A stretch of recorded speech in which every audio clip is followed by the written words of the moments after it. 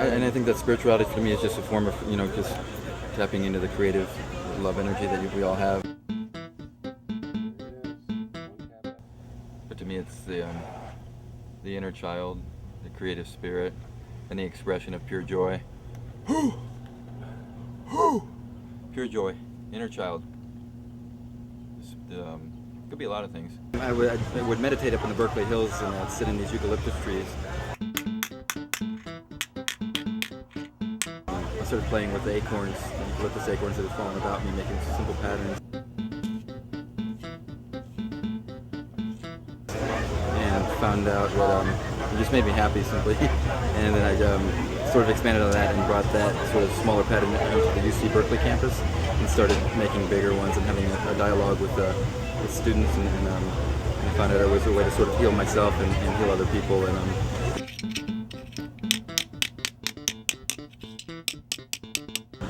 decided to quit my job and kind of ran out of money and this and that and sat up there wondering what to do without anything. And then doing the simple patterns of acorns that had fallen about me, I sort of cracked out of my ego and connected with whatever that energy is and became very happy. And then realized I didn't have anything, but it was that profound realization that I didn't need all those other things that I thought I needed. And when you have love and when you have that is the true spirituality. That is the life force. And then to bring that into a form, whatever form it is, and to share that with people, that's my form of spirituality, I guess. A lot of high tech here. High tech. Nobody. This is rocket science. Straight up.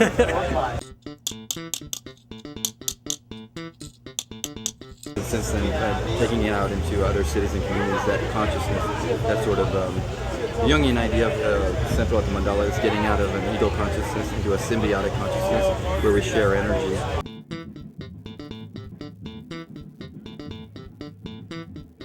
Detaching from ego, so it's like you create this beautiful thing and you have this attachment to it, and then maybe the wind or whatever, it's the ephemeral aspect, that it's gone. I've done ones up in the hills, and we've done other ones that have just a windstorm kicks up and put our heart and soul in this, creating this beautiful thing, and it's just, it's gone, and to have detachment. Doing good. We brought some stuff with us. We brought the greenery from Laguna, and some good friends at Trader Joe's set us up with what they were dumpstering and used some of the wood chips from the playground over here, connecting with kids. Tied it in this bench. I kind of call it the loving bench. We sit down there, flowered it out. Love is you. We made this heart, connecting with the goddess. And goddess being Gaia, all of us. Giving thanks to the goddess that makes everything possible, and that unconditional love, the energy behind form, what Obi-Wan Kenobi called the Force. The Force. Use the Force, baby. Force is love.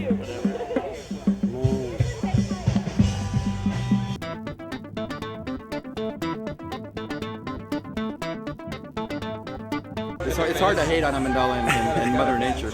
Right. It is. And with the ego to let go and to trust the invisible and to operate creatively and artistically in the invisible, and teaching about living in the moment and not attaching to just how the whole idea of dying to ourselves continually each day, stay in that moment. Creatively open to wherever you are. Know that you can find sacredness and beauty and something to create from, and that's more of a profound lesson of your life.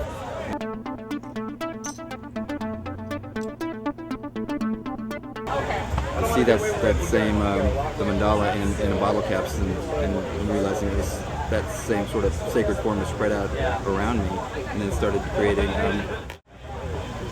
bottle cap mandalas, which is the same thing in a metal form. And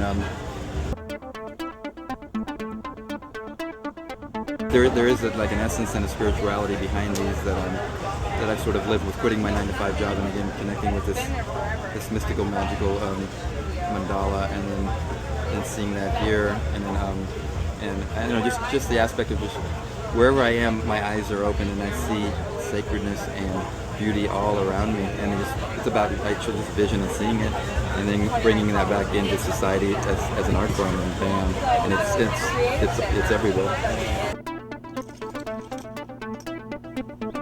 Specifically, and I want to create a creative family of filmmakers, painters, dancers, actors, musicians, visual artists, any kind of art. And to me, it's more of it's a spirit. Art is a spiritual revolution. Right now, the more creative you are, the more free you are, and the more you can free other people and expand our human consciousness. So we are the modern shaman, and I want to create that family of people. So I'm open to that, and I'm empowering each other to be free.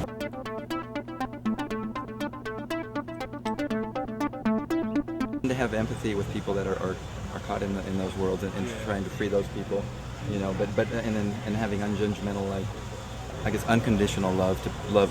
Like, my father was corporate his whole life, living in New York City, and I think a lot of the problems we have with the shortages, the homelessness problem, the food problem, is due to the greed that is run rampant in our capitalistic system. But yet my father and I have a connection with that, so to take this consciousness up to the corporate world and those stratas of society, and to hold that end of it, and to hold the lowest end, because a lot of my dear friends are on the street level, like really creative revolutionaries that are outside the paradigm of money, and so I have both those sides, and again, to have unconditional love for both sides of it and heal the whole thing, heal the whole of humanity.